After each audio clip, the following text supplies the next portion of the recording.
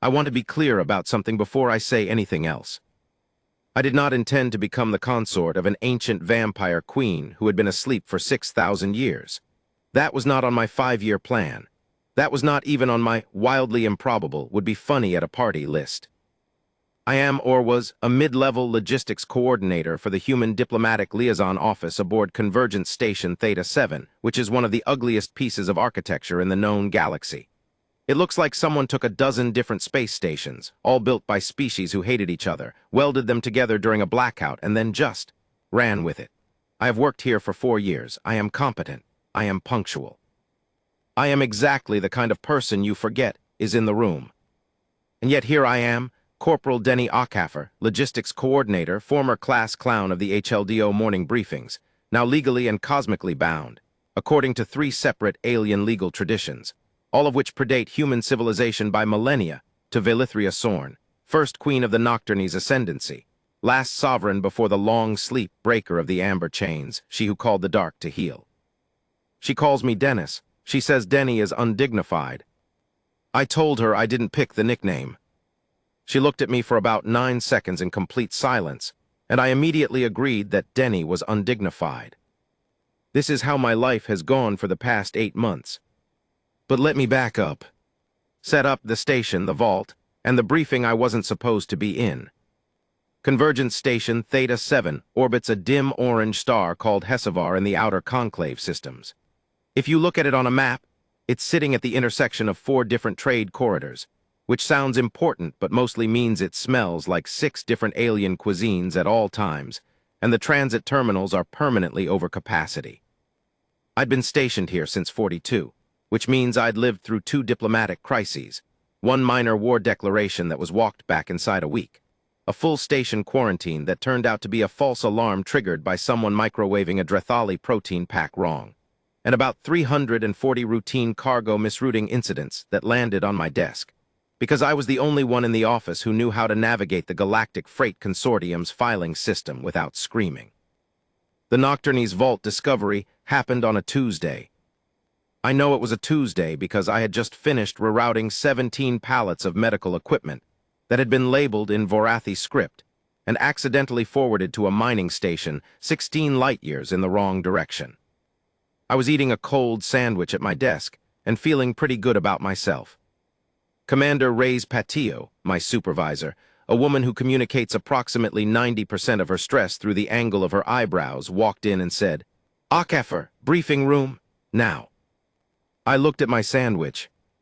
"Bring the sandwich," she said, and turned around. That should have told me something was wrong. Patillo had a standing rule about food in the briefing room. It involved a laminated sign and a lot of capital letters. The briefing room was already full when I got there. Xenoarchaeology team, station security, 3 representatives from the Galactic Convergence Council, which is the closest thing the known galaxy has to a governing body, mostly because everyone agrees it's better to argue in 1 room than 7, and Dr. Thessaly Wren, the head of the Human Cultural Interface Division, who was the only person I knew who could explain the emotional significance of a 6,000-year-old burial custom and make it sound genuinely interesting. On the main display screen was a schematic of Sublevel 14, which was the part of the station that had been sealed off since before humans joined the Convergence. It was a Nocturnes installation. The Nocturnes, vampire species, ancient beyond most written records, highly advanced, deeply reclusive, had built a lot of deep space installations during their expansion period before they withdrew from galactic civilization. Most of them were ruins. Sublevel 14 was not a ruin. Sublevel 14 turned out to be a preservation vault. 3 days ago, said Dr. Wren, clicking to the next slide, which was a photo of a chamber that looked like the inside of a cathedral designed by someone who had only read descriptions of cathedrals and had strong opinions about black stone. The maintenance crew doing routine work in Sublevel 14 found a sealed inner chamber. They opened it. Silence. Why did they open it? Asked Lieutenant Commander Ferris from security. They thought it was a storage room, said Dr. Wren, in the flat tone of someone who had already gone through that particular grief and come out the other side. And, said Patillo, and it was not a storage room. Dr. Wren clicked to the next slide. The next slide was a photograph of a stasis pod. Long, dark, built from a material that the station's sensors had registered as non-catalogued, which meant it predated the Convergence's materials database. It was standing upright in the center of the chamber, surrounded by what the xenoarchaeology team had identified as ceremonial preservation arrays. It was covered in script. The script, once translated by the station's language AI, read in part. Here sleeps Velithria Sorn, first queen of the Nocturnes ascendancy, in voluntary suspension until the age of reunion. She who wakes her is bound to her return. Do not disturb the seals without the consent of the ascendancy. Who is the current ascendancy contact? Asked Patio. That's the complication, said Dr. Wren. The Nocturnes have been in cultural withdrawal for approximately 400 years. Their Convergence ambassador post has been ceremonially maintained but functionally vacant. We've been trying to reach their home world for 3 days. We've received one automated acknowledgement and no response. And the maintenance crew, said Ferris. They opened the pod. They opened the outer seals only, said Dr. Wren. The inner seal remains intact, but according to the script, the outer seals being opened qualifies as partial waking. She paused.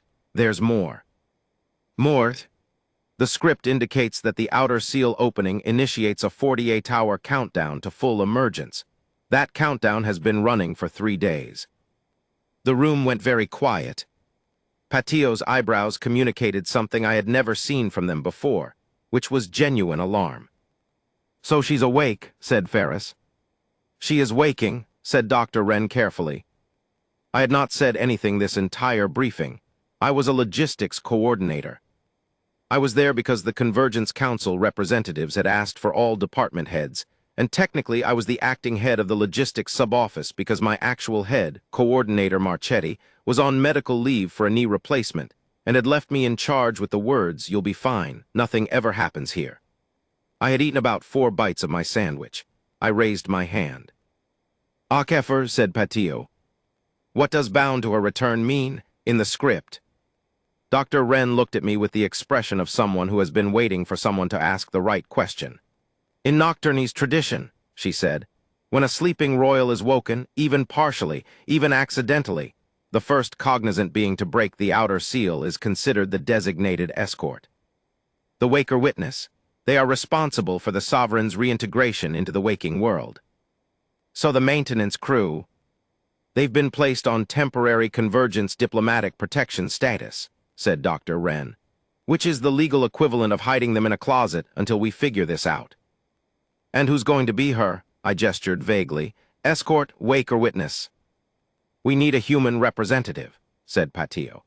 "Given that this is a human installation and humans are the current station administrators, the Convergence Council has formally requested that the Human Liaison Office designate a representative to be present at full emergence and to serve as the initial diplomatic interface."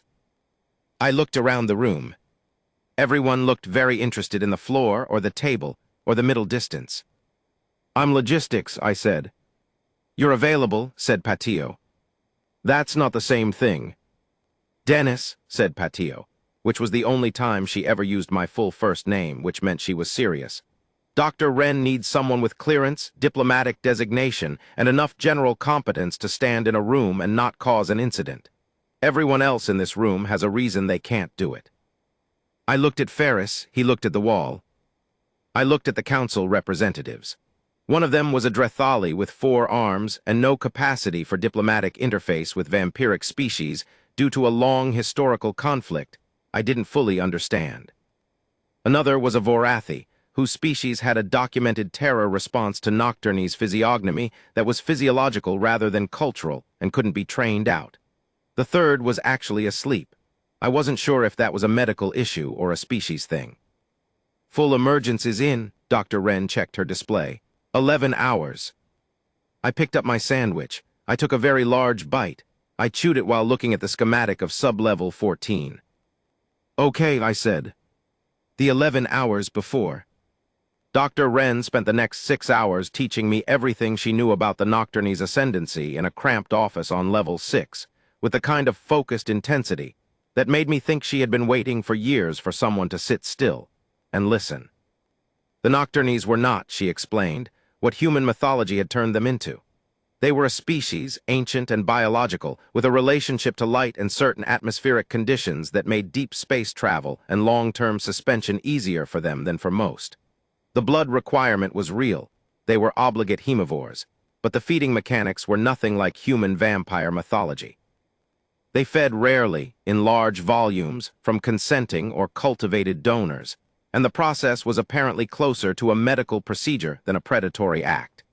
Their civilization at its peak had been one of the most sophisticated in the Convergence's recorded history. 6,000 years ago, Villithria Sorn had led the ascendancy through their expansion period, what their records call the Age of Reaching, before choosing voluntary suspension as the ascendancy turned inward. "Why did she go to sleep?" I asked. Dr. Wren turned a data chip over in her fingers. "The records are incomplete. What we have suggests it was ceremonial. The ascendancy had a tradition of sending significant royals into long suspension during periods of stability to be woken when the world needed perspective, someone who remembered what had been." "That's incredibly melancholy," I said. "Most of their art is," said Dr. Wren. "She's going to be disoriented. 6,000 years is a long gap. The galaxy she went asleep in is not the galaxy she's waking up in. Some of the species she knew are extinct. Some political entities she regarded as permanent are gone. The convergence itself didn't exist when she went under." She paused. "Be gentle, be patient, and for the love of everything, don't say anything stupid." "What counts as stupid?" "Anything that sounds dismissive. Anything that suggests the length of time she was asleep is trivial. Anything that frames her as an artifact rather than a person." Dr. Wren looked at me very seriously. "She is 6,000 years old, Denny. She has seen things that we have only found archaeological records of. Treat her accordingly." "Got it, serious. Respectful, do not make jokes." Dr. Wren closed her eyes briefly in the manner of someone offering a small prayer. "I wasn't going to make jokes," I said. "I was just confirming." The remaining 5 hours before full emergence, I spent reading every translated Nocturnese cultural document Dr. Wren had loaded onto my tablet, changing into the HLDO formal liaison uniform, which is a dark blue jacket with a lot of unnecessary buttons that I've never figured out how to do correctly, and sitting in the corridor outside sublevel 14 talking to the lead xenoarchaeologist, a heavyset Meridian human named Cho Baxter, who had the quiet, exhausted joy of someone witnessing a career-defining moment, while also being very, very tired. "What does it look like in there?" I asked. "The chamber," Cho thought about it, "like standing inside a bruise. Everything's dark purple and black, and there's this low vibration from the preservation arrays that you feel in your chest more than here. And the pod," he shook his head. "I've been in archaeology for 22 years, Akafar. I've cataloged ruins on 8 worlds. I have never seen engineering like that. It's not just old, it's perfect, not degraded at all. The materials technology alone," he stopped himself. "Sorry, I'm getting excited." "No, keep going," I said. "The script around the outer panels, the letter forms. In the historical Nocturnese linguistic database, we have records of about 40 different script styles from different periods. The ones on this pod match the royal ascendancy standard that's only documented in ceremonial texts from the First Age. I've seen those letter forms in photographs of ruins. Seeing them on a functioning object is like..." He searched for a comparison. "Finding a working car from 10,000 years ago," I offered. He pointed at me. "Exactly like that, exactly." The full emergence alert came through at 3:17 station time. I buttoned the buttons I understood on my formal jacket and walked into sublevel 14.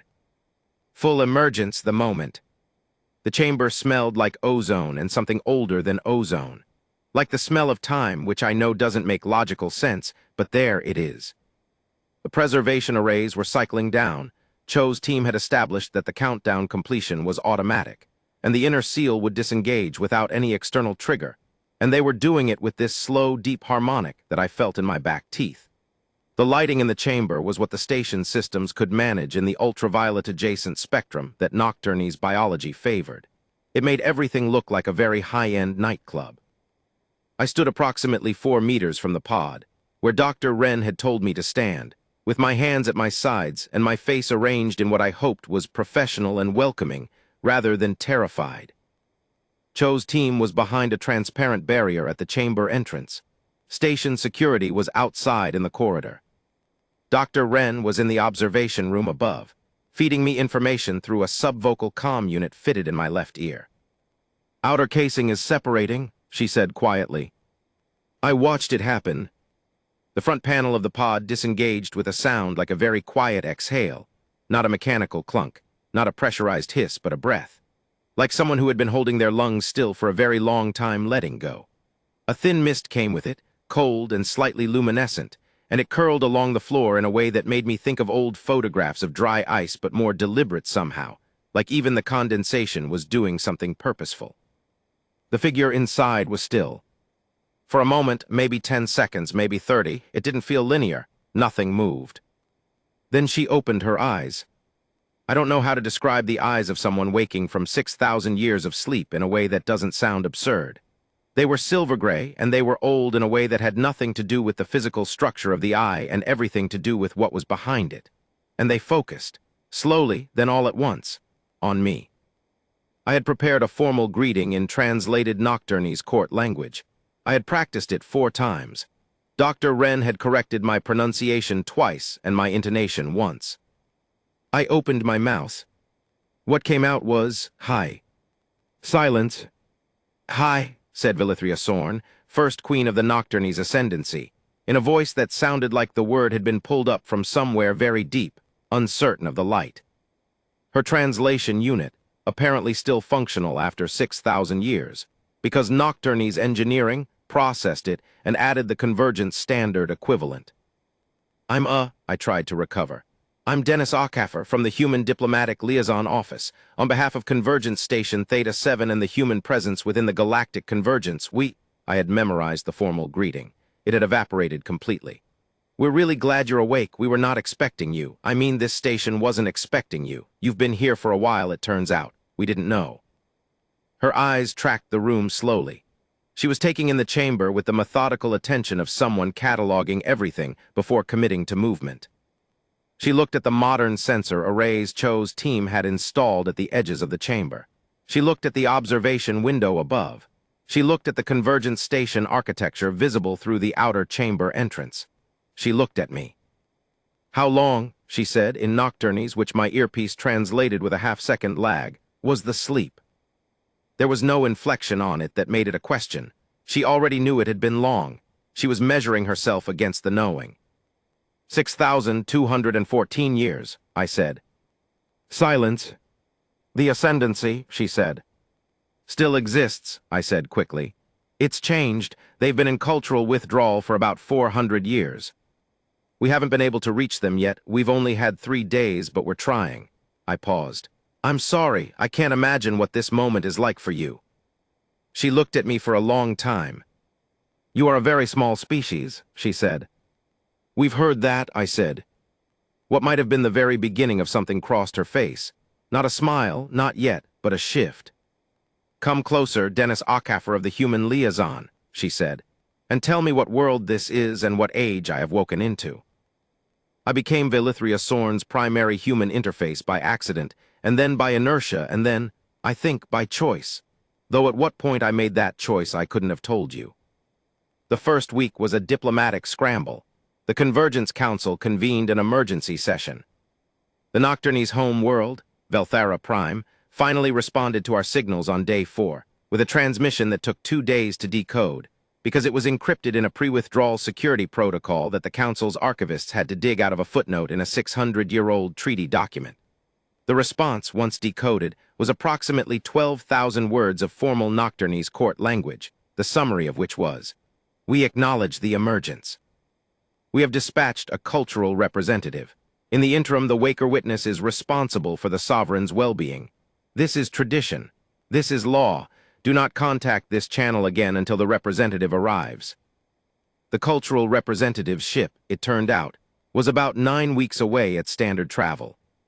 So for 9 weeks, I was responsible for the well-being of the ancient vampire queen.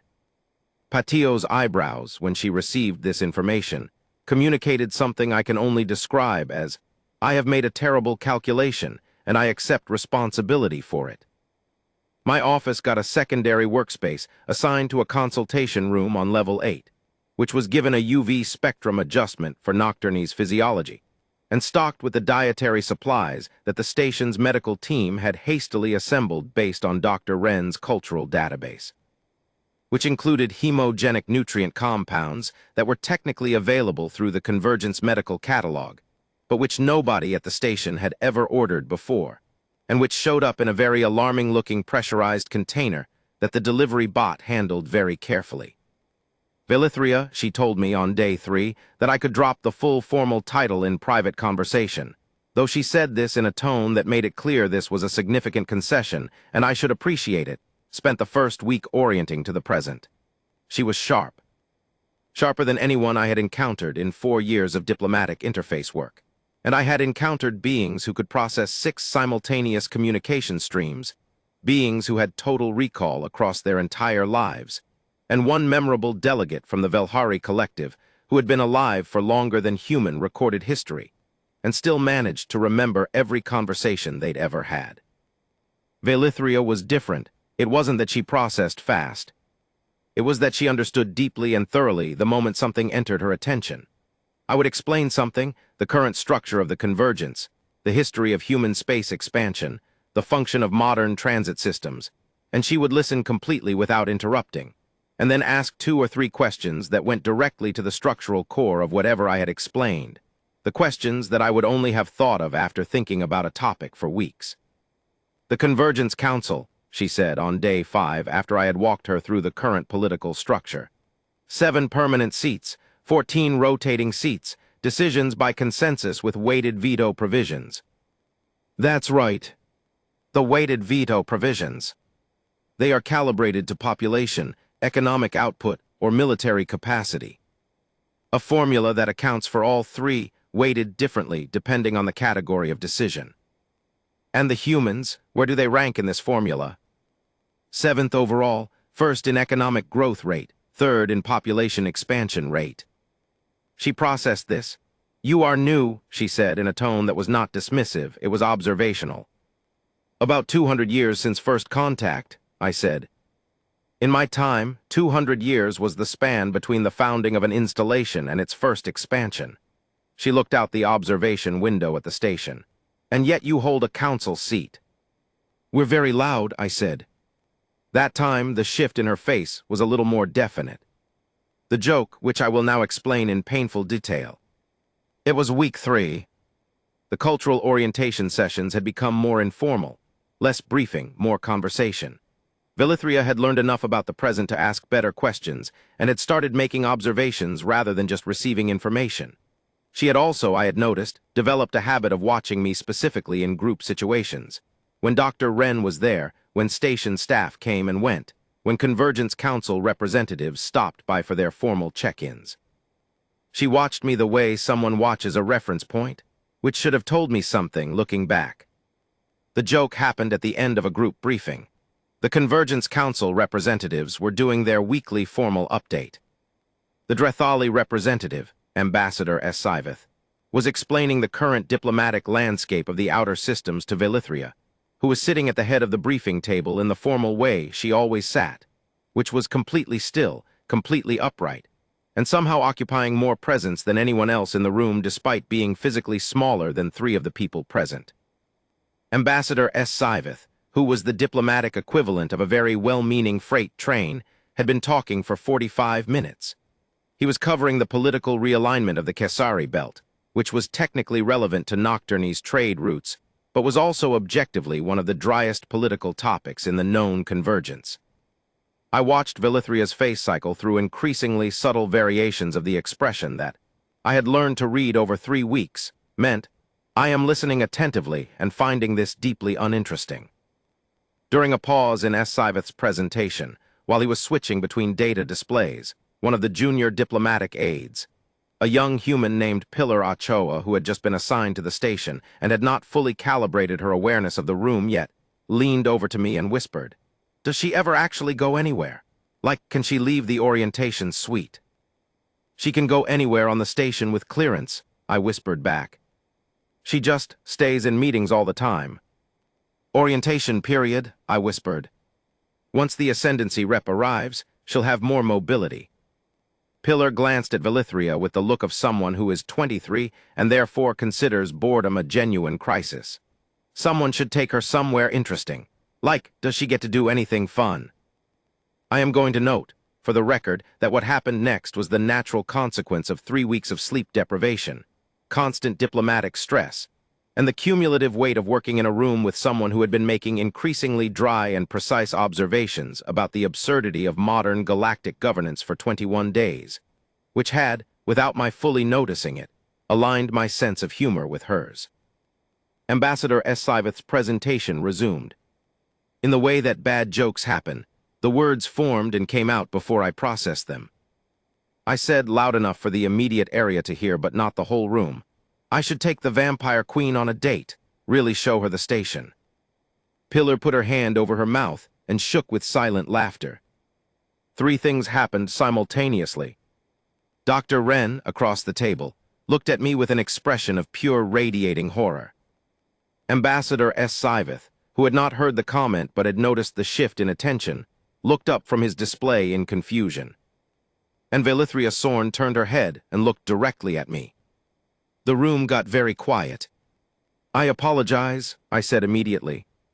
It was a joke.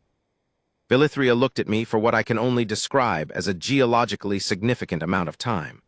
Her expression was unreadable in the way that things are unreadable when you haven't yet developed the vocabulary to read them. A date, she said, not a question, a repetition. It's a human, I started. I know the term, she said. The ritual social encounter for the purpose of evaluation. She paused. Evaluation of compatibility. Oh, I said. And you are proposing this as humor. I genuinely could not tell in that moment what she was thinking, and I had spent 3 weeks learning to read a face that most people considered completely opaque. Yes, I said, in the context of the briefing being very long. And you not having seen the rest of the station. It was intended as... I made a vague gesture that was supposed to mean a throwaway comment, but probably just looked like I was short-circuiting.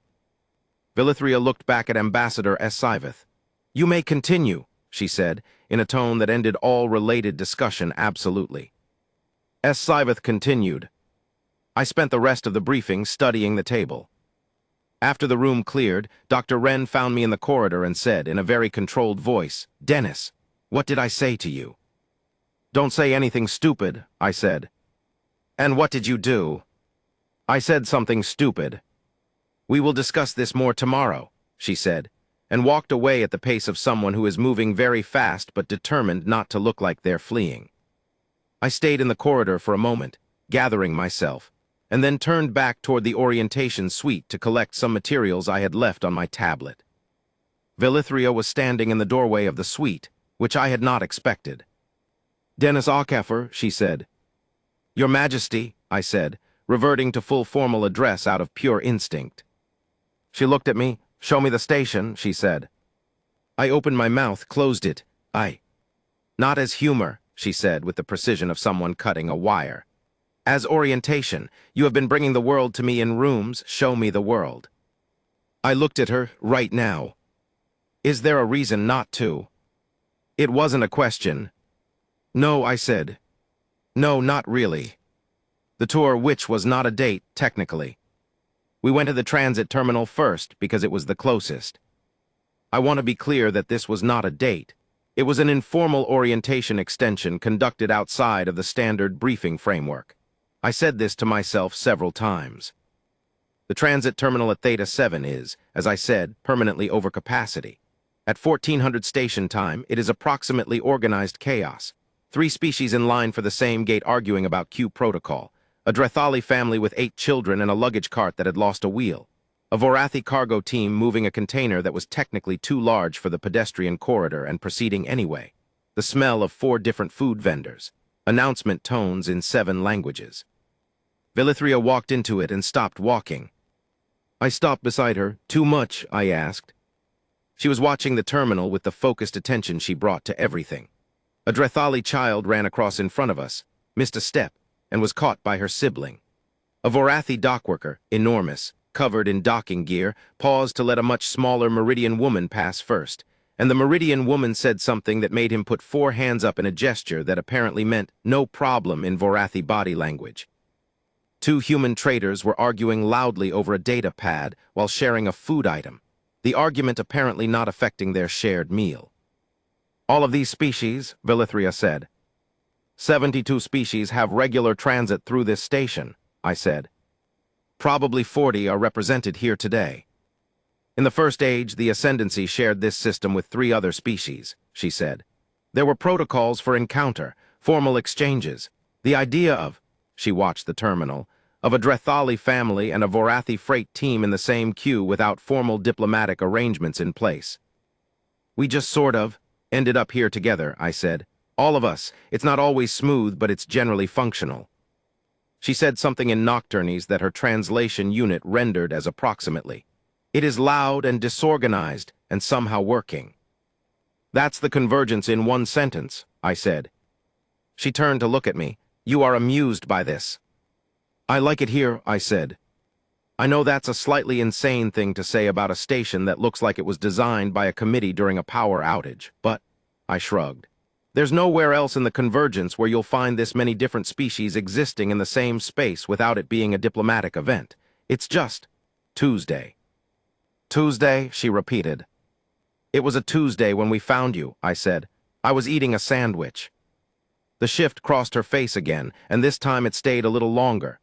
You eat frequently, she said, and I realized she had noticed, over 3 weeks of meetings, the amount of time I spent with snacks. Humans need to, I said, and then felt the need to justify this, which I don't know why.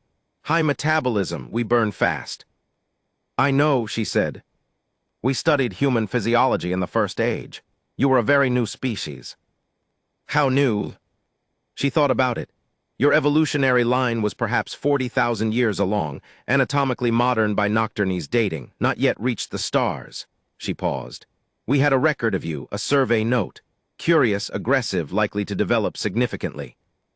I stared at her. You have notes on prehistoric humans. Preliminary survey notes. We did not interact. She turned to look at the terminal again. The develop significantly portion appears to have been accurate. We have a council seat, I said again. The informal tour became a pattern. Every few days after formal sessions, we would walk the station's observation deck.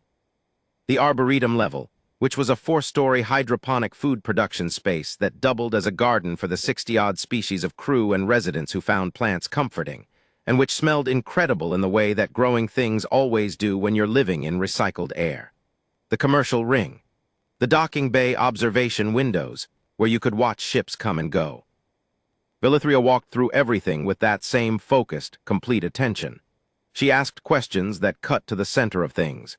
She made observations that were simultaneously 6,000 years ancient in their perspective and completely precise in their analysis of the present.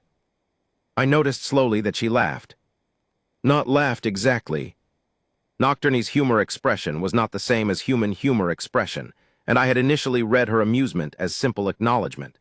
But there was a specific thing she did, a slight change in the quality of her stillness, a fractional shift in the angle of her head, that I had started to recognize as the equivalent of finding something genuinely funny. She did it most often in response to things I said, which I chose not to examine too carefully. The Nocturne's cultural representative arrived in week 8. Her name was Urith Voss, and she was about 400 years old, which made her practically a child by Nocturne's standards, and she arrived with the formal gravity of a royal court envoy and the barely concealed anxiety of someone who had spent her entire career managing archival records of the First Age and was now standing in front of a living First Age sovereign. She was also, I thought, somewhat suspicious of me. You are the Waker Witness, she said, when she met me, in a tone that suggested this was a category she had studied and found troubling. Technically, the maintenance crew are, I started. The Waker Witness is the first cognizant interface of the Sovereign upon emergence, she said. The maintenance crew were not present at emergence. You were. I stopped. Is that legally significant? In Nocturne's tradition, said Urith Voss, significantly. She would not tell me in what way. She moved on to her formal meeting with Vilithria, and I spent the rest of the day in my actual office doing actual logistics work and trying not to think about the phrase significantly. Dr. Wren's conversation with me. It was day 53. Dr. Wren came to my office without calling ahead, which she had never done before, and sat down in the chair across from my desk, and looked at me with the expression she reserved for moments when she was about to say something I would not enjoy hearing. "The Waker Witness Protocol," she said. "Yeah, I've been trying to find out more about. I've been translating the Nocturne's legal archive we received from the Ascendancy in the initial contact package," she said. "The translation backlog has been significant, and I've only just gotten to the relevant sections." She put a data pad on my desk. "The Waker Witness Protocol is not primarily a diplomatic designation." I looked at the data pad, I looked at her. "What is it primarily?" "It is a compatibility assessment period," she said. I had the feeling of a floor dropping away. "In Nocturne's sovereign tradition," she said, with the precision of someone delivering a medical diagnosis. "A sovereign who wakes from long suspension is understood to be re-entering the world in a state of fundamental discontinuity. The world they knew is gone. Everyone they knew is gone. The Waker Witness is assigned as the anchor point, the being who connects the sovereign to the present world. If the assessment period concludes favorably." "What constitutes a favorable conclusion?" I said. Dr. Wren looked at the data pad. "The document uses a term that translates to approximately mutual recognition of the witness bond, which in the contextual framework of the protocol means." "Please say it." "That the sovereign claims the Waker Witness as a permanent consort of the First Order," said Dr. Wren, "which is, functionally, the Nocturne's legal equivalent of a binding partnership declaration with full royal household integration." I stared at her. "The assessment period," she said, "is traditionally 60 days. I looked at my calendar on the screen behind her. "We are on day 53. "Yes," said Dr. Wren. "And nobody told me this for 53 days. "I didn't know for 53 days, she said. "The translation backlog." "What does Urith Voss know about this?" "Everything," said Dr. Wren. "She is the Ascendancy cultural representative. She arrived on day 56 of the standard 60-day period." "She arrived to observe the conclusion of the assessment," I said. "Almost certainly," said Dr. Wren. I sat back in my chair. I thought about 6,000 years. I thought about a woman waking up in a universe where everything she knew was gone and looking around until she found a reference point and looking at me. "Has she given any indication?" I started. "Denny," said Dr. Wren gently, "I've watched you two do informal orientation tour 4 times a week for 7 weeks. I have been in approximately 30 meetings with both of you present. I have, professionally and objectively, a great deal of experience interpreting cross-species social dynamics." She paused. "She watches you the way someone watches the only fixed star they have." I was quiet for a moment. "The protocol," I said. "If she makes the declaration, the claiming, what are my options, legally?" "The Nocturne's legal framework does not include an opt-out provision," said Dr. Wren. "However, convergence law requires mutual consent for partnership declarations involving beings with different legal frameworks. You can decline." "And if I decline?" "The Nocturne's records are somewhat," she paused. "There's no historical precedent for a Waker Witness declining. The legal section on the outcome of refusal is." She looked at her data pad. "The records describe it as a disruption of the sovereign's re-anchoring and go on to use language that is quite significantly mourning adjacent." I sat with that for a while. "She chose to go to sleep," I said finally. "Yes." "She chose to come back." I looked at the data pad on my desk. "She didn't know who would be there when she woke up. She just—" I stopped. "She trusted that whoever was there, it would work out." Dr. Wren said nothing. She had the good sense to be quiet. "The joke," I said, "day 21. I said I should take her on a date." "And she asked you to show her the station," said Dr. Wren. "That wasn't her being polite," I said. "No," said Dr. Wren. "I think she was initiating the actual assessment rather than the formal one." I picked up the data pad. I read the relevant sections of the Waker Witness Protocol 3 times. Then I set it down. 7 days, I said. 7 days, said Dr. Wren. The 61st day, what she said. She said it in the Arboretum. Day 61, because the protocol, I had learned, allowed for a 7-day extension at the sovereign's discretion. She had exercised it without explanation. I had spent that week thinking about a lot of things, but mostly about the way she had said Dennis, versus the way everyone else said Denny, and the difference between those two things and what that meant. We were in the section of the arboretum that had the earth plants, the hydroponic vegetables that the human crew maintained, because people need things from home even when home is very far away. There were tomatoes. There were actual tomatoes in the middle of a space station orbiting a dim orange star, and she had stood in front of them for 5 minutes the first time I showed her, asking questions about them with complete seriousness that I had found, at the time, quietly charming. She was quiet for a longer time than usual. "The protocol," she said. "Yes," I said. She turned to look at me. "You know." "Dr. Wren found the relevant sections," I said. "Day 53. "You did not say anything." "Neither did you," I said. She was quiet again. "I could not know," she said slowly, and there was something different in her voice, not the sovereign weight of the formal sessions, not the dry precision of the political discussions. Something more tired, more real. "I could not know upon waking who would be in front of me. I prepared for the possibility of a being I could not communicate with, an era without familiar reference. I did not prepare for," she paused, with the specificity of someone choosing words from a large selection. "I did not anticipate finding something familiar in something so new." "What's familiar?" I asked. She looked at me for a long time. "The way you are interested," she said. "In things, in how things work, in why things are the way they are. I have known very few beings across my life who were interested in understanding rather than in knowing. You ask questions to understand." I thought about my job, logistics, routing, the patient untangling of how things move and why they get lost. "I think I've just always been a why does this work kind of person," I said. "Yes," she said. "So was I in the first age, before sovereignty required certainty." I looked at the tomatoes because it seemed safer than continuing to look at her. "In 7 weeks," I said, "you've seen one station." "I am aware." "The galaxy is large," I said. "And you missed 6,000 years of it." "I am very aware of that," she said. "I'm not," I stopped, started again. "I'm a logistics coordinator. I'm not royalty. I'm not diplomatic staff. I'm the person who reroutes mislabeled cargo containers. My most impressive credential is that I can navigate the Galactic Freight Consortium's filing system without losing my mind." "I do not require a diplomat," she said. "I make jokes at inappropriate moments," I said. "I eat constantly. I forget to button my jacket correctly. I once accidentally addressed a Kesari trade delegate as Buddy in a formal meeting and had to submit an apology through 3 separate cultural liaison channels." Something crossed her face that was unmistakably amusement. "Tell me that story," she said. "It's not a good story. I don't come out well in it." "Tell me," she said, and there was something in it that was not quite a command and not quite a request, and sat exactly in the space between them, which I had learned was where she lived.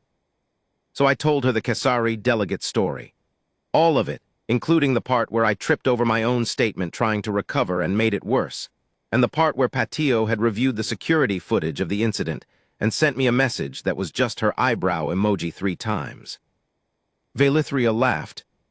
Not the barely there amusement I had been learning to read. An actual laugh. It was not a large sound, not shaking the walls laughter, but it was real, and it had been 6,000 years since it had happened, and I was aware of that, and I'm not going to pretend it didn't do something to my chest. "Dennis Aukafer," she said when it passed. "Yeah," I said.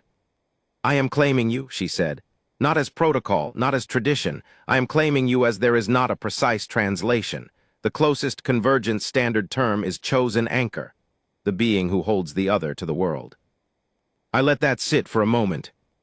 "That's a significant thing to offer someone," I said. "Yes," she said. "And if I stopped?" "You may say no," she said, and her voice was completely even, with the control of someone managing something underneath it very carefully. "The protocol does not override your consent. I have never operated otherwise."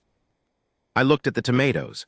I looked at the arboretum, the earth plants and the alien plants, the things from 80 different worlds growing in recycled water under station lighting, somehow all coexisting in the same space.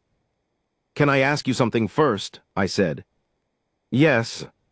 The survey note, I said. The one you had on prehistoric humans. Curious, aggressive, likely to develop significantly. Yes.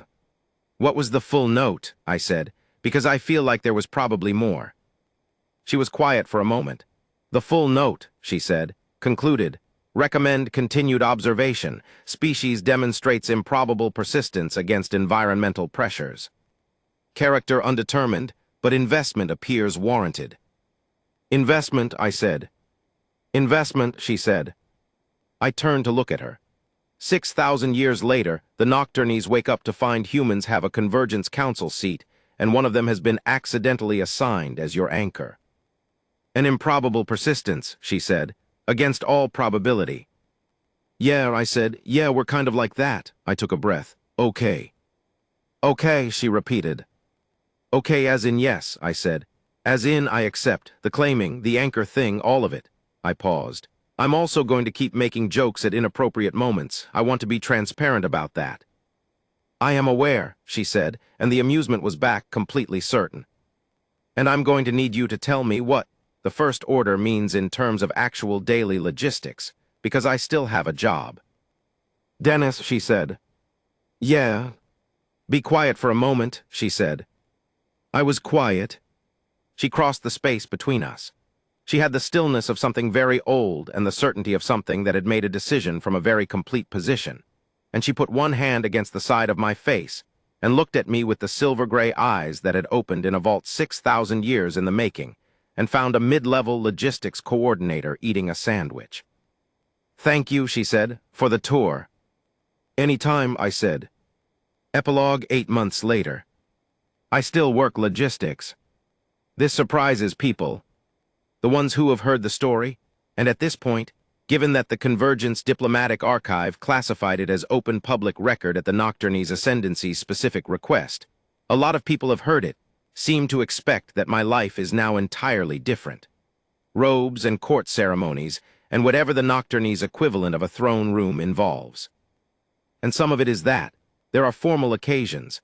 There are diplomatic functions where I stand beside Velithria and exist as her first-order anchor in the terminology of Nocturnes' royal court, which is a description that I have learned causes varying reactions across species.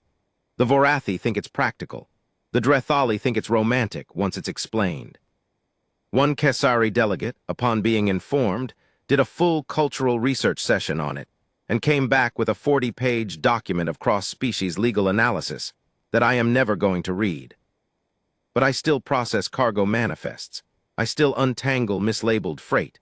I still navigate the Galactic Freight Consortium's filing system. Patio, when the formal designation came through, had looked at me with her eyebrows at an angle I had never seen before, something between awe and, I told you nothing ever happens here and I am reconsidering my entire life, and then said, are you still going to show up on Monday? I'm going to show up on Monday, I said. Good, she said. Marchetti's knee is acting up again, and I need someone who knows the GFC system. Urith Voss remained on the station as Velithria's ascendancy liaison, which I think she initially viewed as a diplomatic posting, and now views as a cultural study in how entirely unlike any documented Nocturnes sovereign protocol the situation had become. She is rigorous and careful and deeply serious about tradition, and she is also slowly, month by month, developing the specific form of resigned affection that people develop when they accept that a thing is going to keep happening and they might as well find it interesting. The Ascendancy's cultural withdrawal is formally over. Velthara Prime has reopened its Convergence Ambassador post for the first time in 400 years. The Convergence Council added a subcommittee for Nocturnes reintegration that meets twice a month. A lot of things have moved and changed that I am told are historically significant. What I think about when I think about it is a Tuesday morning, a cold sandwich, a schematic of sub-level 14. A woman who trusted that whoever was there when she woke up would be worth waking for. There's a moment about 6 weeks in that I keep coming back to. We were on the observation deck, one of the nights where you can see Hessevar's light catching the station's exterior panels in a way that makes the whole mismatched, cobbled-together structure look almost beautiful. She was watching the ships come in on the transit lanes, The freighters and the diplomatic cruisers and the small independent craft that move through like fish through water. And I was watching her watch them, and I said, without particularly planning to, "Is it what you expected, waking up to this?" She didn't answer immediately. She had a way of giving questions the full time they deserved. "I expected change," she said. "I expected loss. I expected to find a galaxy that had moved on without memory of what had been." She was quiet for a moment. "I did not expect to find it." She searched for the word. "Continuing." "Continuing," I said. "Chaos that works," she said, which was the phrase she had used that first day in the transit terminal, and hearing her pull it back was something I didn't quite have a word for. Beings from 80 different worlds growing food together. Species that once required formal diplomatic arrangements to occupy the same corridor now arguing about Q protocol and sharing meals. She was still looking out at the ships. "I went asleep because I believed the world required preservation. Memory held by one who had seen the beginning." She paused. "I wake to find the world does not need preservation. It only needs someone to witness that it is still going." I thought about that. "You could have stayed asleep," I said. "Yes," she said. "Why didn't you, when the outer seals opened?" "You could have. I don't know how the pod worked, but there must have been." "There was a choice point," she said. "A moment of partial cognition. I could have initiated resuspension." She turned to look at me. "I chose not to." "Why?" She held my gaze for a moment. "Because a being I did not recognize was standing in my chamber saying, 'Hi,' with the energy of someone who had prepared something entirely different and lost it entirely, and I wanted to know what they would say next." I thought about that for a long time. "That's a very improbable basis for a 6,000-year decision," I said. "Improbable persistence," she said, and the amusement was there, complete and warm. "It appears to be a quality I've come to appreciate." She calls me Dennis. I still think Denny is fine. We argue about it occasionally, in the way that people argue about things that have already been decided, and they both know it, but the argument itself is the point. The galaxy is continuing. The chaos is working. The Vampire Queen claims she is taking notes. I told her she should probably get a better filing system. She said she would consider hiring a logistics coordinator.